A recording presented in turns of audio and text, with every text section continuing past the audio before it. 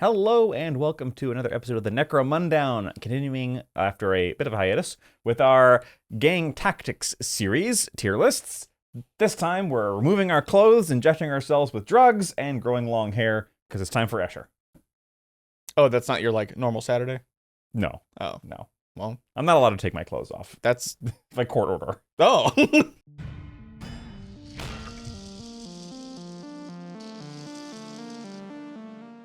Yeah, so Escher. We've talked about Escher quite a lot. Yeah. Escher was actually the first full gang I ever played.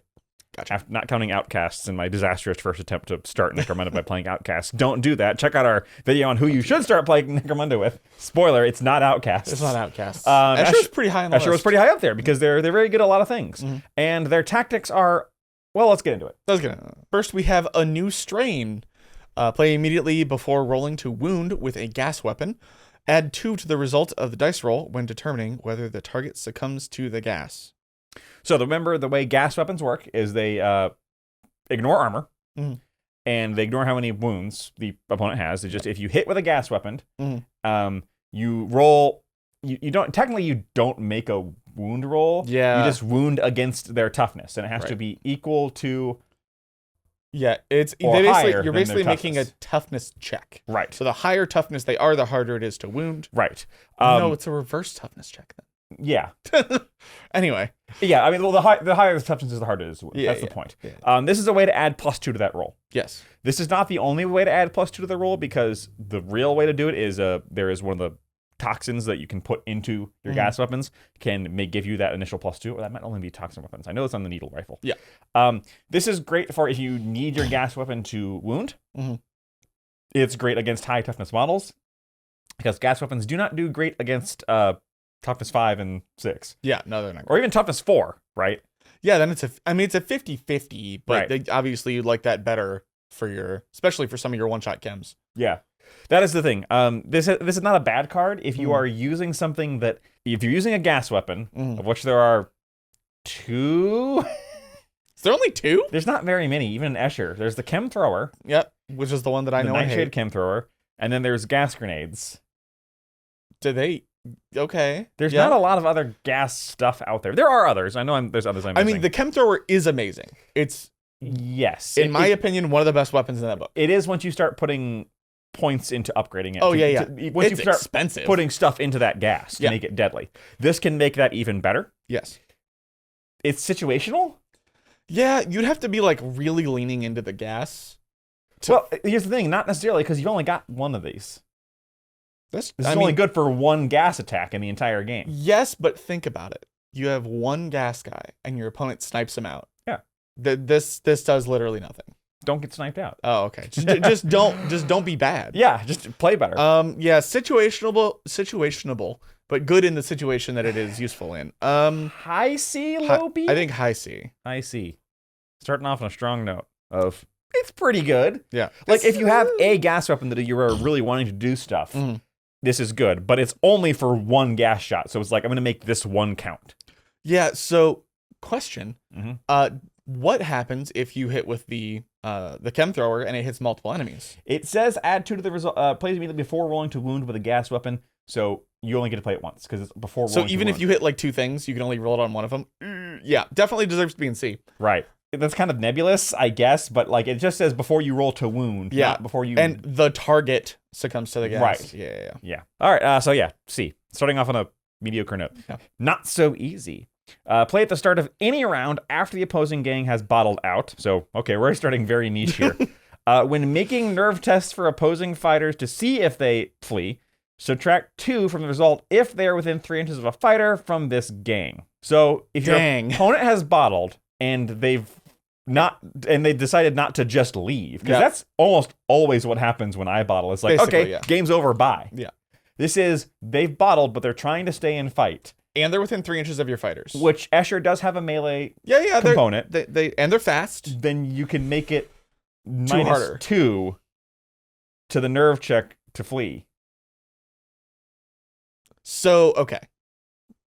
It's a lot of hoops to jump through. Yes. But it is very good if it happens. Because it is just a kill. Yes, yeah, it's just bye. Yeah. It's very good, but it's also kind of a win more. That's true. Your opponent's already bottled out.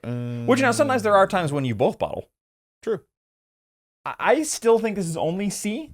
Yeah, I was gonna say high D. This can help you win a game that you're just so close to winning. Yeah. But it's not like what I consider to be a good tactic, which helps you win games. Right.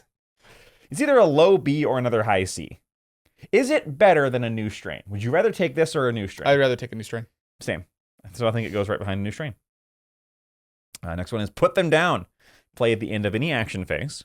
So this is after everybody's moved. Yep. The action phase. And everyone's gone. Mm-hmm. Any seriously injured enemy fighters that are within 2 inches of an active fighter from this gang are immediately taken out of action.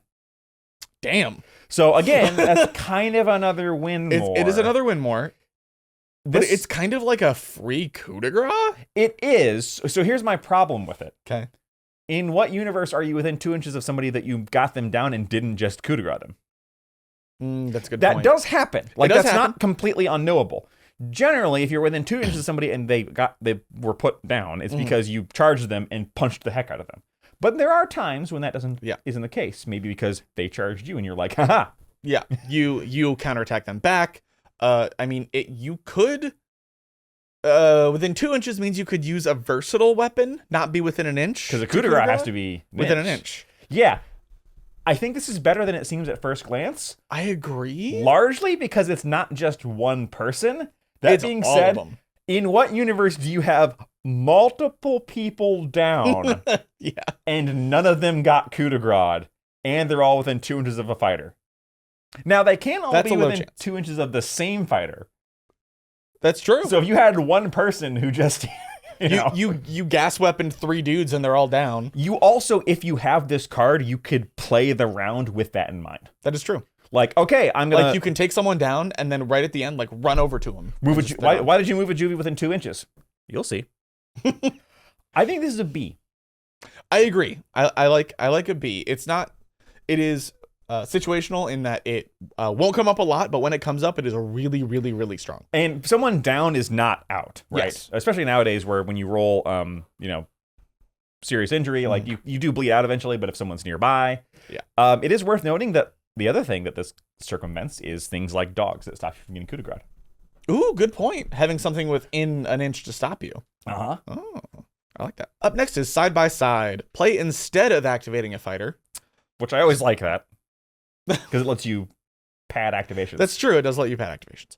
Until the end of this round, any assists that are granted by fighters from this gang grant +2 to the hit roll instead of +1.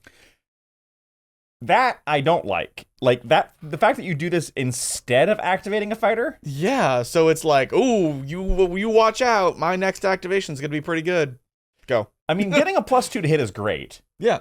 And that really can, like, let juvies punch way above their weight. Oh, yeah. Like, you've got 2 juvies, and they're both normally they're hitting on a 5. Now they're hitting on 4s because there's 2 of them. Mm-hmm. Now they're hitting on 3s. Suddenly. I mean, yeah, but with, like, 1 or 2 attacks. Hey, 1 attack hitting on a 3 is suddenly way better than 1 attack hitting on a 4 or 5. It depends on the weapon. Sure. I don't like this very much almost entirely because of the instead of activating a fighter. Because you have to set it up, skip an activation, and then take advantage of it. What it's more like, I think, is other way around. I think you use this very early in the round, in a round in which you intend to have multiple people in range of a single fighter. That's fair. I could see that. Even so, would I rather have this than not so easy? No. I don't think this is D, though. You don't think it's D? I don't think so. I think this is C. I think it's going to end up in low C. There's a lot of other things I would have before this. My other issue with this is that yes, it is good at making a juve hit better, punch up. But like your melee guys are usually already going to hit on 2s or 3s. 3s. So giving them... You don't really have any 2s. Well, yeah. Well, I mean, like a chainsword gives you +1 to hit. That's true. But like if you're already hitting on a 3, +2 isn't going to matter. True. So I'm waffling on high D. Okay, we can put it in high D. Okay. We have too many seats. That was the wrong one. No, it's not. No, it's not. You put them out of order. It's whatever. I can read. The other thing I will say this works with is this works with exotic beasts.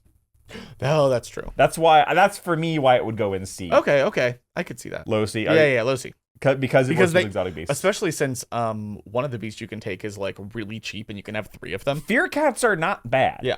And this has special synergy with the wild runners, your prospects, who are otherwise kind of bad. Yeah. giving them +2 to hit makes them actually usable. Yeah, that's actually not bad. And that means you have to take less time setting up because they activate one after the other. Correct. Okay. That's what I'm thinking about with the exotic fair. beasts, is because exotic beasts, they give you that +1 to hit. Yeah. When you're in the range, because it's 2 models. Yeah. That really helps there. Is like where you can charge somebody with 2 of them and like actually get that without having to go, okay, stay there. Wait, hold on a second. I'm going to do this thing. This is also great for counter punching, where somebody charges you and doesn't kill what they charge, and you charge someone else in, then you have +2 to hit. +2 to hit. Next up is Siren Howls. A woo. Play at the start of any end phase. Until the end of the next end phase, add 1 to the result of any bottle tests made for the enemy gang. In addition, broken enemy fighters cannot rally. Adding 1, this one is not a win more, because bottle checks can happen early and often. And adding 1 to your enemy's bottle check, it can be brutal. Can be very brutal. The broken enemies can't rally is significantly more. That part is less good. +1 to bottle checks is. You still have to get them to half. Yes. And yeah, I do like it a lot. Man, I hate bottle checks. They're only on a single D6, so it's really low variance in there. Yes. But man, you could really mess somebody's day up with this. There are also lots of toxins and chems that play with broken. Ooh, that's true. There's not a lot. There's a few toxins and chems. It breaks earlier. That play with broken. Yeah. Or play with things that can cause people to break. And I think you could synergize with this. That's a good point. I still don't think it's B. Oh, I don't think it's B. Would I rather have this than side by side? Yes. Would I rather have this than not so easy? I think so. Really? +1 bottle check, man. Yeah, it's one of those that it might literally not come up in your game. Yeah. But forcing people to bottle can literally win games. That is true. That's why I think I would actually rather have this than a news train. Oh, wow. In my deck. But it's not B? No, because I wouldn't rather have this than put them down. I don't think it's quite B, because it cannot come up. Sure. And you're right, it doesn't help you secure a win. Mm-hmm. But it doesn't actually help you get to the point of making your opponent. Correct. Yeah. What are you thinking? I would probably put it in between not so easy and side by side. Personally. All right. 3-point landing. Play when a fighter falls. So, okay, already. Like, how many times have you ever had a fighter fall? Twice. Yeah, I can count on one hand. Target is not pinned by the fall and does not suffer a hit. If they still have any actions left to take, they can still take them. This card can only be used in Sector Mechanicus, and if it's randomly drawn in a Zone of Mortalis battle, discard it and draw a new one. Now, this has not been updated for Ash Waste, so I'm assuming you would probably use this in Ash Waste too. As long as you're not in Zone Mortalis. Right, where it's completely useless. Yeah. I don't like this one. No. This doesn't come up very often. Remember that in order to fall, you have to fail your initiative check? Yeah. Your 3-up initiative check at worst. At worst. Your 2-up initiative check? Yeah, I think this is this F or is it only D? Would you literally ever put this in your deck? No. F. Bugs Money, no. Next up is Tunnel Runners. Play at the start of any round. For the duration of the round, all friendly fighters can move through pitfalls and ductways as though they were clear terrain. They cannot end their turn on them. This card can only be used in Zone Mortalis battles. If it is randomly drawn in the Sector Mechanicus battle, discard it and draw a new one. So, in Zone Mortalis, the little tunnelways, you have to build your Zone Mortalis with this in mind. Yes. And you should, by the way, because it's a big part of Zone Mortalis. So if you are playing Zone Mortalis and you did it right, and you're using this can functionally let you move through walls, which is insanely powerful. Ghosting through walls can be really, really, really good. That being said, now, and we have to think of this because it's a situational, obviously, situational within Zone Mortalis, but the fact that it lets you redraw if it's not... Yeah, similar to the last one, being it, not just getting it and go, oh, this is useless. I think this is A. You think it's A? This is movement through walls and around... It's movement through certain walls. Right, that's the thing. This is so terrain dependent. It is extremely terrain dependent. And for that, I say it's a B.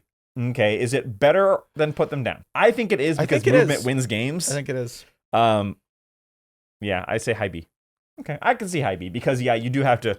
If you're playing with proper Zone Mortalis terrain where you have lots of little ducks and stuff like that, this is goes up to A. Yeah, you should, whenever you build a Zone Mortalis board, you should go, okay, I have this in my deck, to your opponent. Go, I have this in my deck, let's put these out just in case. Well, and everybody can take they're advantage actually of them. on the walls. Oh, they are? Yeah, it's Oh, those I didn't little realize duck that. things. You're supposed to put them on the walls. Oh, I didn't even realize. Yeah. You can mark them other ways. And so this is another reason why Zone Mortalis is so expensive to play, and why nobody does. Yeah. Including us. Hell, technically in the rules, it's not even, you don't even use that stuff anymore. You just set up a normal board and you can't go above a certain height. Which is dumb. It is dumb. Wrong. Anyway, now time for the bit of the old ultraviolence. Play instead of activating a fighter. For the remainder of the round, all weapons with the melee trait gain parry, and if they did not already have it, and increase their AP by 1. S? S. It's so good. Parry is like real good. Honestly, if that said only parry, I would be like, okay, I would probably still take that. But also +1 AP? +1 AP for everybody. Parry for everybody. For the round! Now, it doesn't do anything if you already have parry. That's true. And it specifically calls out if they didn't already have it. I think this is S. So they still get +1 AP if they have parry. Yes. They just don't That's get the thing. Like, it. Now, they could have just made it where they gain double parry and they can parry 2 But they things. chose not to. But they chose not to. and you know what? That's fine because of the AP -1. Deal an S. Yeah. Now, this one you do have to play instead of activating a fighter. Obviously, you play this early. You play this in a round in which you're about to either do a lot of melee combat or you think your opponent's about to. This could psych out an opponent. Oh, that's true. Like let's say your opponent. Sure, I have parry. Let's say your opponent's playing Corpse Runner Cults, and it's the round where they're about to smack into you. You play this. Yep. You're like, well, I can parry you and then hit you back harder. Right. Like, okay, so you're gonna charge me this round. You need to kill me. Here's a better chance that you won't. That is very good. I like this a lot. Blade traps. Play this game tactic instead of activating a fighter. Place a blade cage marker anywhere within 2 inches of one of your fighters. When triggered, roll a d6. On a 4-up, it is a real trap as detailed in the rules for hidden traps. All right, so blade trap basically webs someone if it goes off. It's on a 4-up. So it's putting a web trap within 2 inches of your guy. Which is not bad. Again, the brain tactics. Yeah, it's kind of the, like, you shouldn't go over there. What if you get webbed? Just like, okay. So webbed is basically seriously injured? Yes. So if I saw a marker that said you have a 50% chance to immediately become seriously injured, I would not go over there. Correct. And this is instead of activating a fighter. True.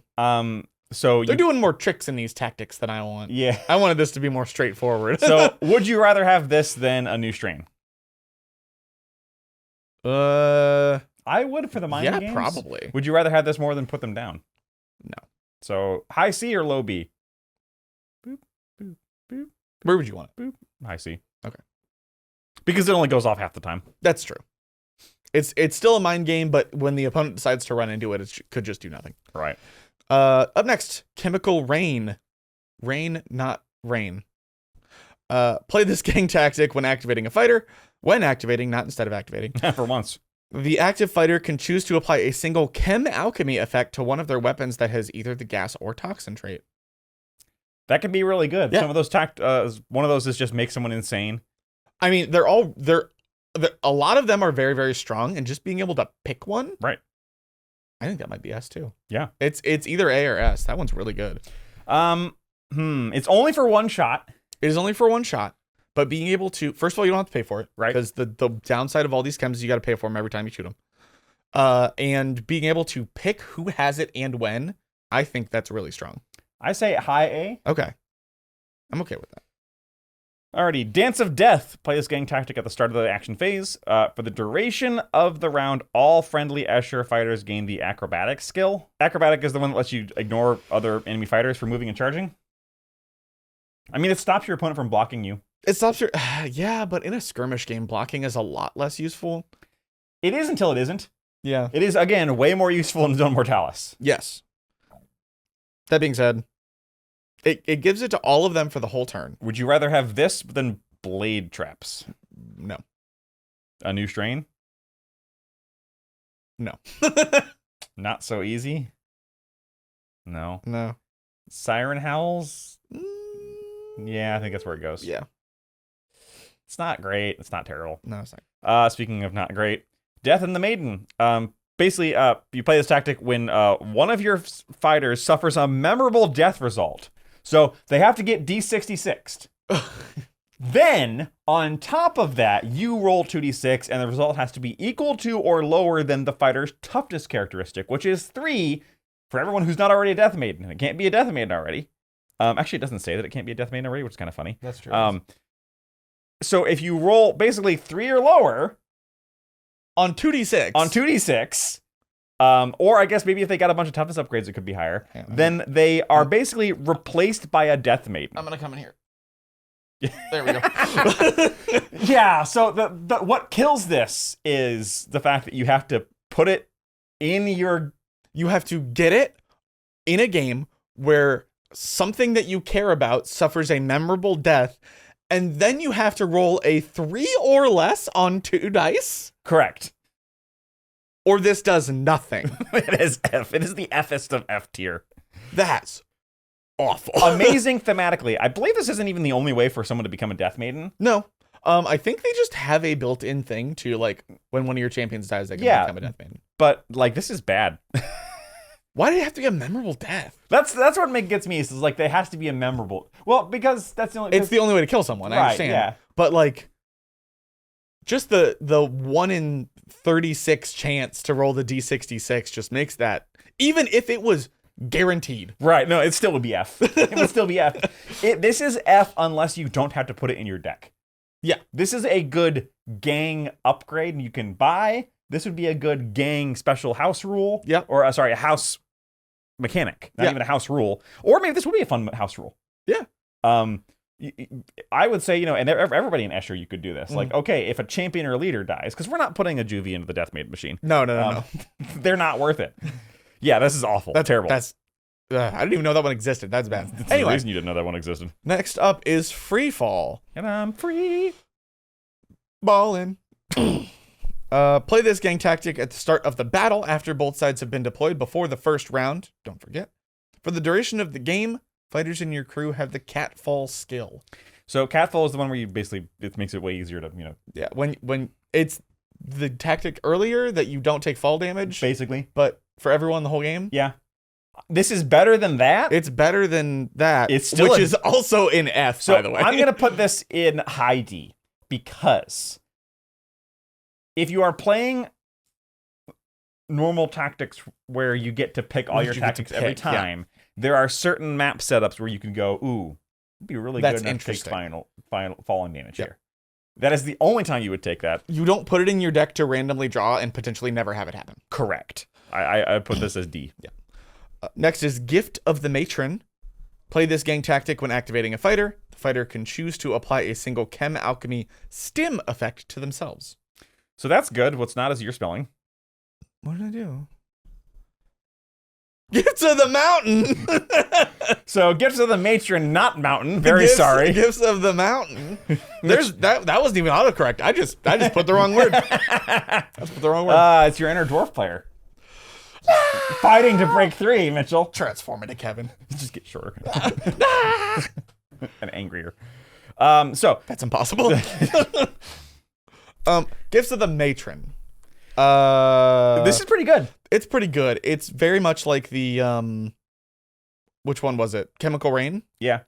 It's very much like Chemical Rain, but it's a stim effect to yourself. Yeah, and I put it up here for the same reason. Yeah, I agree. Just being able to go, oh, this would be useful right now. Stim Slugs Dash. What's literally any other stim in the game? I don't remember any of the rest of them. Yeah, there's other good ones. Yeah, there's other good ones. But anyway, just the customizability of whenever you want is very nice. Hit and run. Play this gang tactic at the start of the end phase. Choose 3 of your fighters. These fighters may make a free move, simple action, or retreat basic action. S tier. Yeah, that's really good. I think this is actually better than Ultraviolence. Yeah, that's pretty good. Same thing. It's only 1 round. Movement wins games. The end phase? Oh, yep. So it's at the end of the phase. This is so disruptive to plans. Yeah. This is so disruptive to setting up for the next phase. Yeah. This is amazing for retreating. Everyone's done. Activate my trap card. Yeah, this is... It's not D3 fighters like some of the other ones are? Sure ain't. It's crazy good. Yeah, no, anyway. It's very good. Yeah. Love it. Next is Kill Count. Play this gang tactic at the start of the action phase. Choose a number between 1 and 6. If this number of enemy fighters are seriously injured or taken out of action as a result of attacks made by your fighters this round, fighters fleeing the battlefield result as failing a battle test do not count. So you have to take them out of action. Then, if your gang's leader is a part of your crew for this battle, your gang's leader earns a number of XP equal to the number chosen. If your crew does not include a fighter with the leader special rule, you may discard this tactic and select another. So you're betting on how many guys you're going to take out in a round. Right. And if you get that, you get that much extra experience. Only on your leader. Bottling does not count. I mean, what you would basically do is play this in a round where you are pretty sure you're going to secure some kills. Yeah. You don't get greedy. Yeah. And then... Oh, what's funny is if this number of enemy fighters... So it doesn't specify. If you go higher, do you not get it? Choose a number of fighters. If this number of enemy fighters is seriously... Yeah. Does it have to be exact? It has to be exact.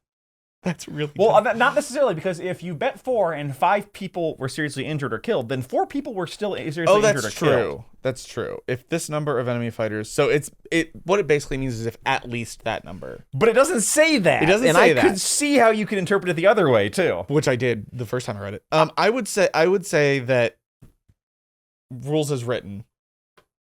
Rules as intended, it should be. Rules as written, this is C is what this is. Yeah. Like it's kind of cool to get some extra experience on your leader if you're gonna do some absolute destruction this turn. But it doesn't help you win the game. It doesn't help you win the game. It actually might hinder you from winning the game. Yes. If you play this, your opponent then immediately knows they can ruin your plans. Yeah, not a fan of that one. Mistress of Death. Play this game tactic when a friendly Death Maiden takes an enemy fighter out of action. Okay, so specific. The Death Maiden's activation immediately ends, but she immediately becomes standing and active and can be activated again this round. Okay, until that last line, that wasn't that good, and then it became really good. Now, very often, taking somebody out of action is like the last thing you do in a round anyway. Yeah. Especially with a melee-centric model like a Death Maiden, because usually you're going to use both of your actions to charge and punch and coup de grace. Yeah. Right? This just immediately ends, which you were probably going to do anyway, and then gives her another activation. That's really good. S or A? I think S. I don't think it's quite as good as Ultraviolence. I agree.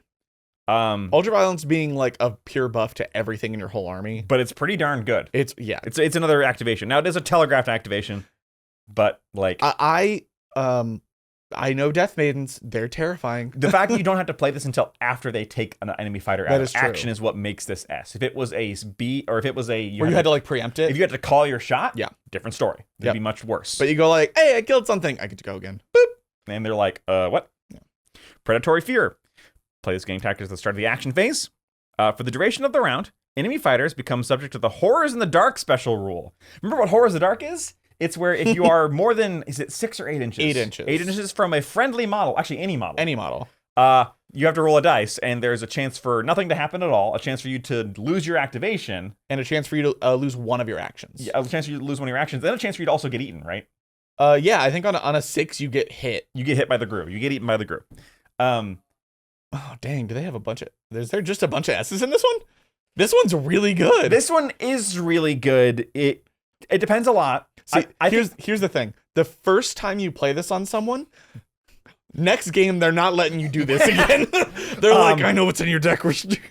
I think it also it is too situational. I can think of a lot of missions where my models are not 8 inches apart from each other or from anyone else. That's true. I mean, it is certainly possible for you to take that, and it just so happens your opponent stays very bunched up. You play this round 1. Yeah. When no one's within 8 inches. When set them back a whole turn. Right. I think because of that, because it has the chance to never come up just by pure happenstance, it's not S. I think this is lower than Gift of the Matron Mountain. Yeah, I agree. Because it's less consistent. It is less consistent. Also, I was wrong. Don't play it at the beginning of turn 1. Play it after turn 1, after everyone's made their initial moves. Yeah. Because Horrors in the Dark is triggered at the beginning of their activation. Yeah. And if they've spread out after that first turn, that's when you do it. Oh god.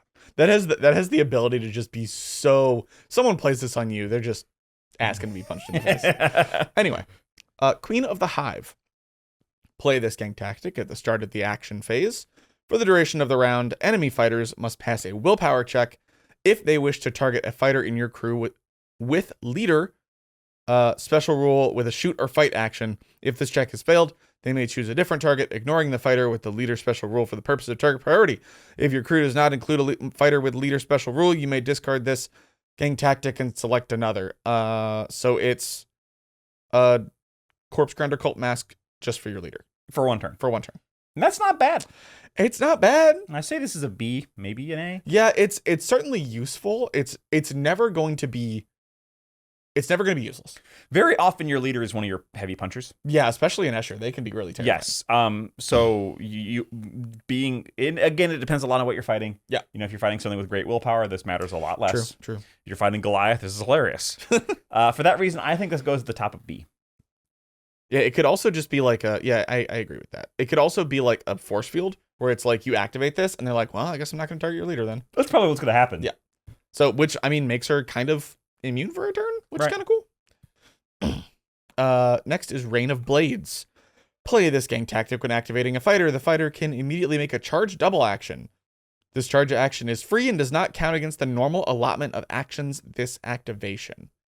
Okay, so basically they have to, at the start of their turn, be ready to charge. Yep. Which will happen. Because you do have to play it at the beginning of their activation. Yes. And so this is going to be like a Death Maiden or your leader or a champion that's going to like get in and mess some stuff up. The fact that this one compared to the Mistress of Death is they get another activation this turn. Yes. This is they get another activation now. Right, because functionally what you're going to do is charge, kill somebody, and then probably charge again or move and shoot. Or now, can you charge twice in an activation? You can because it doesn't count against their normal allotment of activations, right? I would think so, yeah. Because it says does not count. So you could also, this would be great on your leader who's often built for dual purpose. True. Charge, murder somebody, guns blaze. Yeah. Like, and then or charge, murder, move, shoot. Mm-hmm. Charge, murder, move. Yeah, basically this is 4 AP. Yes. On a turn that you could start your activation. And for that reason, I think this is maybe not quite as good as Mistress of Death. Yeah, I think Mistress of Death is... It's really close. It's really close. I think this is actually the equal of Mistress of Death. I'm going to put it behind it. Okay. But I think this is equal. Yeah. I like it a lot. Running Battle, which is the name of a Ash Waste scenario, isn't it? Oh, Running Battle. It's the name of a couple of scenarios somewhere. I forget where. Play this gang tactic when activating a fighter. The active fighter may make a run and gun double action as if they had the hip shooting skill. So that means you can double move and shoot, but at -1 to hit. Penalty, yeah. If the fighter is part of a group activation, then all fighters involved in the group activation may make a run and gun double action. Okay. Run and gun is very strong. Right. And the group activation, oh my god. I'm imagining like 3 Eschers with flamers all just... So one of your Eschers is probably going to have a chem thrower. Yeah, oh yeah, definitely. And yeah, and probably on a champion or something. Right. Maybe not flamethrower. Well, I always put it on the specialist because it doesn't require it doesn't roll to hit. Yeah, high ballistic skill. You know, -1 to hit is not great. Yeah. But this could be pretty darn good. Yeah. I mean, it's bonus movement. It's a surprise to your opponent. They didn't expect you to be where you are. Right. I like it. And the ability to do it with like 2 to 3 people at once. Yeah. I think this is either low S or high A. I'm going to say high A. I think it's high A. It's not quite S territory, because you do have to kind of set up for it and it has to be useful. But it is very good. Search and Scrag. What's Scrag? It's in here twice, by the way. I don't know what Scrag is. Play this. Well, let's read it for context clues. Yeah. Play this gang tactic when an enemy fighter fails a nerve test. After the enemy fighter has completed their run for cover double action, any of your fighters within 12 inches of them may make a move simple action. They must end this free move closer to the broken fighter. So the problem with that is after they move, you still have to be within 12. Right. That's... It's basically they were already within 12 and you're moving to catch up with them. That's true. This is free movement. It's free movement, kind of. I don't like this one very much. It's because it's free movement, I wouldn't put it too low. Right. But like I don't think it's even B. I think this is C. Yeah, I think it's C. I would rather have this than Blade Trap. Yeah, fair. Scrag from context clues must mean beat the crap out of somebody. Yeah. Chase him down. Get him. Punch him in the jeans. Shiver Prophecy. Shiv. I noticed there's a lot of puns in this one. Yes. Play this gang tactic at the start of the at the start of the end phase. Roll 2d6 if the result is if the result is equal to or lower than the current round. Play one more full round. The battle ends and victory conditions are worked out as normal. Equal to or lower than the current round. Generally, how often do we have missions go more than 4 rounds? So here's the thing. I've had missions go 4 rounds. Uh-huh. I've had missions that like want you to go to like 7 or 8. And I've had missions that are in the double digits. I have never hit a double digit. No. I have had double digit turns. There's reasons that I like get good. Some other games have a turn limit and this one does not. So like the theory behind this one is I'm winning and I've decided to secure my win. We're done now. But the fact you have to roll lower than an almost always single digit. If you're in a 12-round game and somebody pulls this card, both players are going to go, "Oh, thank God." Okay, now we can end it. Hey, I have Shiver Prophecy in my deck. Can I get it? Yes. just play it. No, what happens before that is you go, "Ha!" Oh. No, what happens before that is either you do that or the game has gone so long someone goes, "You want to call it?" Yeah. I think now, this is being said, the thing that I said, I've done double digits, still not a great tactic. No, because you have to be winning. Yeah. The reason why those things go to double digits is nobody's able to secure the win, and it only goes to double digits if the win is in question. True. Because if you're on round 8 and someone is kicking your butt, you're just going to be like, bye. I think this is D. I think this is D below freefall. Yeah, fair. Like I said, still not great. Sisterhood of Violence. Play this gang tactic when an enemy fighter is taken out of action as a result of an attack made by a friendly fighter. After completing the current fighter's activation, immediately activate a friendly fighter within 12 inches of the fighter who just activated. Chain activations. Chain activations can be great. They can be useless. Mm-hmm. I think this goes into... this is hard because, like, you can really set up some really mean combos with that kind of thing. You can, and it's within 12, so that is a big bubble. Better than a group activation as well because it's not necessarily telegraphed. I think it's in B. I think it's high B. Yeah. Do I like it more than I like Queen of the Hive? No, I don't. Okay. Do you like it more than Tunnel Runners? I do. Okay. Cool. Unexpected help. Play this gang tactic at the start of the end phase. Choose a fighter in your gang who was not included as a part of the crew for this scenario. This fighter immediately arrives using the rules for reinforcements. So the only problem with reinforcements is there's a 50-50 chance that your opponent gets to pick where they put. It's a 33% chance. It's on a 1 or a 2. Sorry, 30% chance. This is still really good because you get an extra guy. And it's an extra guy that is one of your guys. Yeah. Not just rando mook man. Mm-hmm. Although it probably is rando mook man if you didn't take them. But hey, if someone got left out that you wanted to take, you get to pick. Yeah. It's not randomly selected. Is this A? Is it D? I think it's definitely in between there. I think it's A. Is it better than Predatory Fear, where everyone gets exposed to the monsters in the dark? No. I don't think so. I actually think it might be. You think it is? I mean, again, we talked about the Predatory Fear. It's possible that it just won't do anything. This one is guaranteed to do something. I think it's right up there with Predatory Fear. Yeah. Fair enough. Wild Hunt. Witcher 3. Play this gang tactic at the... This one's spelled with a Y? Yeah. Well, I don't care. I never played The Witcher. I don't care. Oh, it's a good game. Play this gang tactic at the start of the deployment step of the pre-battle sequence before any fighters have been deployed. So, your gang may immediately recruit an Escher Wild Runner and 2 Phalanx. I can only pronounce it. It's pronounced Phalanx. Yeah. These fighters are recruited for free, but will leave the gang at the end of the battle. The Wild Runner has a whip and throwing knives. These fighters are not counted towards your maximum crew size. They're taken in addition to your starting crew. If you do not have the model available to represent these fighters, you can discard this gang tactic and select another one. It's a free gal. Yeah. It's similar to Unexpected Help, but it's just doesn't take from your roster. Wild Runners are not great. Wild Runners are not great. Whips are not great. I almost said the Fear Cats, but the other ones, the Phalanx, not great. Not great. But it's 3 bodies. That being said, the problem with Wild Runners is very often you don't want to pay for them to have the Phalanx, which is what makes them good. Yeah. because having a wild runner with a whip behind the phalanx is the only kind of way to make them decent. Yeah. And this accomplishes that for you. True. So that is better than I would have get it credit for. I think this is not as... I think this is actually better than unexpected help because it's like an always a free person. And a free person is almost never bad. A free person is almost never bad, but it's... Gotta remember Necromunda's target priority rules. That's true. Again, 3 bodies. A free to put out mook, front. 3 free mooks that you do not give a crap about at all because if they die... Yeah.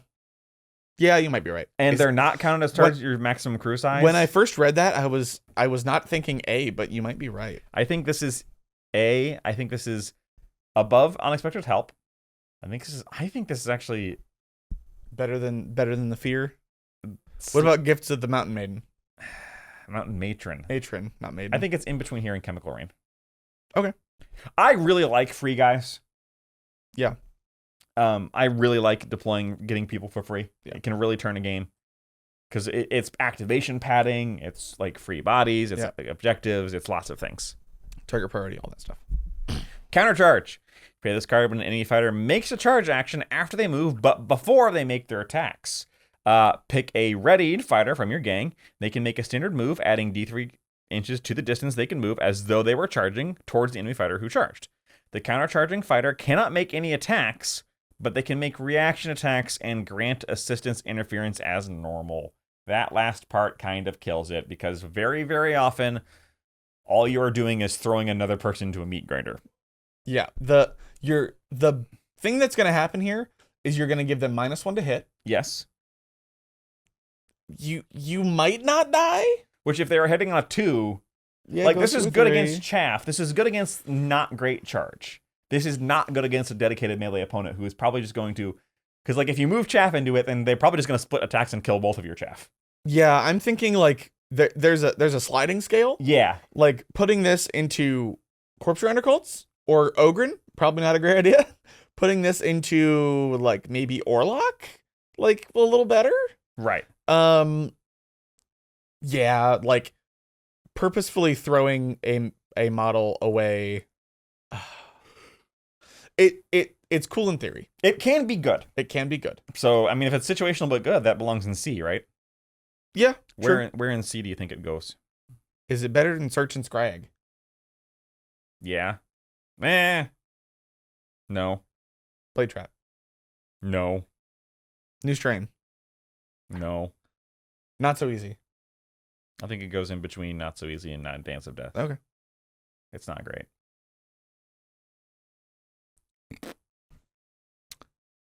Scrag. Play this card after one of your fighters puts an enemy out of action in close combat. Enemy fighters must make a nerve test. If they are within 9 inches rather than 3, they must still be visible. In addition, subtract 2 from the result of the nerve tests made for fighters within 3. So this is pretty good. That is pretty good. Making your fear pulse out 9 inches. You can really mess up some juvies and some other people who don't have great cool checks. You take out a ganger or something, and you just go like, okay, now half your gang is fleeing. And even with a champion getting a -2 to their nerve check is really nasty. Yeah. This has the capability of like fully swinging games. I think this is A. It might be A. We're at an A. You keep asking me, but is it better than Wild Hunt? Yeah, I think it is. Is it better than Chemical Rain? No, I don't think it is. It's right there. Chemical Rain always just makes me think of Imagine Dragons. Radioactive. Yeah. Breathe in the chemical rain. Yoda. But it's not rain as in rain. It's rain as in rain. Lego Yoda dying sound. Next. Stealthy Advance. Play this card after both gangs have set up at the start of the battle before the first round begins. Up to half the fighters in your crew may immediately make a standard move, rounding up. Movement wins games. Mm-hmm. I think less so turn 1. Maybe, but it sets you up for, if you have this in your deck and you draw it early, that lets you do some things with deployment. That's true. Like in certain scenarios where it's like go grab a thing, You just get basically an extra move to go or grab put the people thing. out in the open and then have your opponent deploy in counter to your deployment and then completely ruin their plans. And then screw it up. Yeah. Yeah, that is I actually quite like this. Yeah, me too. This does also, because I believe it's like after both teams have been set up, so this would go off after infiltrate, right? Yes. That's a good point. I think this is either S or A. Ooh. They got some good tactics. There's a lot of good tactics in Escher. Huh. Yeah. Okay. I don't think it's an S. Okay. I think it's high A though. Is it better than running battle? I think it is. Giving half your team a free move at the beginning of the game is better than giving 3 people a running gun. That's true. In my opinion. That is true. I do like that. Swift redeployment. Play this card instead of activating a fighter. We're back to that. Roll a d3. All your fighters can immediately move that many inches, even if they've already been activated this round. So here's the thing. Between 1 to 3 inches. Movement wins games. This has the potential for everybody in your fighter gang to move an inch. Yeah. Even if everybody moved 3. Sure? It also doesn't say you can make a retreat action. True. I actually don't think this is that great. I think this is maybe a No. C. I think it's high D. High D? Okay. High D. Because even in the situation it's moderately useful in, 3 inches on your whole team is not nearly as good as a 6-inch move on half your team. you might get a little closer to your charge target or get on an objective you this weren't could on. really be good. I would almost put this at low C because Really? it's subjectively or situationally very powerful, because getting 3 inches closer to a charge target to get a charge next turn that you otherwise weren't going to get when your opponent thought they were safe. Or get people behind cover. Yeah, you convinced me. And then last, wall walking. Play this gang tactic at the start of any action phase until the end phase of this round. All fighters in your gang gain the clamber skill. This just kind of goes dead C, because if you have a lot of terrain that you wish you could climb, this is fantastic. If you don't, this is useless. Mm-hmm. So I'm just going to put that right in the middle. Right in the middle. And that's it. We haven't done that many gang tactics so far. We've only done Goliath and Enforcers up to this point. So far, this is possibly the most top-heavy. Yeah. And possibly the one with the least duds.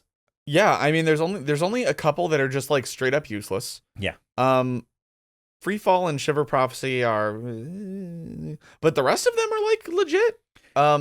4 S's and 8 A's is kind of crazy. I remember when I was picking cards for Escher, I was like, wow, I have such difficulty picking, because there's a lot of really good stuff in here. There are some where well, I guess Gene Stealer Colts don't have that many, but I'll get to the end of my cards and go I have 5 more to add. I don't like any of the rest of these. Thankfully that's what the basic cards are for. But. Exactly. So yeah, overall, pretty good. Pretty good, girls. Good job, gals. There's a lot of trickery in here in the psyching your opponent out. It feels very Escher. It feels very Escher. See, I wouldn't rate Escher under trickery. No, I would rate them under kind of outmaneuvering and I don't know what to put the chems under. Which I think there's a lot of that in here. Yeah. Things like ultraviolence and hit and run, where it's outmaneuver, out. Yeah. Stealthy advance. Yeah. Running bat. I have a lot. I look at our top end. Yeah. But some of them are ooh, don't do that thing. You shouldn't do that thing. Maybe it'll come. Maybe it'll bite you. Which I didn't really expect out of them. I more expect that out of Deloc and Gene Stealers and that kind of thing. We'll have to wait till we get to their tactics. That's true. Maybe every single one of those will be like that. Spoiler, it's not. All right. Well, thanks for joining us. If you have opinions, let us know below if you think we misplaced something or if we just completely missed a synergy. Josh, everybody has opinions. You want to share those opinions. Oh, okay. We've missed a synergy basically every one of these videos, and we always learn things by posting them. So it's true. Let us know below. If you want to talk to us on our Discord, check out our Discord, also linked below. And stay tuned for upcoming tactics. I think next will be Orlok. I think so. We'll see you there on the roads. Bye.